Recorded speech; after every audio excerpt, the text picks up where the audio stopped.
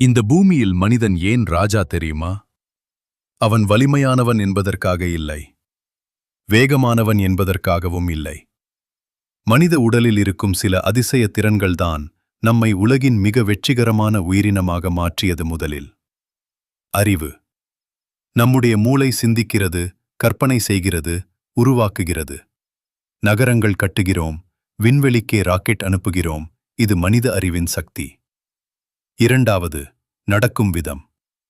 நாம் 2 கால்களில் நேராக நடக்கிறோம். அதனால் நம்முடைய கைகள் சுதந்திரமாகி எழுதவும், உருவாக்கவும், கண்டுபிடிக்கவும் உதவுகிறது. மூன்றாவது, தொடர்பு. நாம் வெறும் ஒலி செய்யவில்லை, மொழிகளில் பேசுகிறோம், உணர்ச்சிகளை பகிர்கிறோம், கதைகள் சொல்கிறோம்.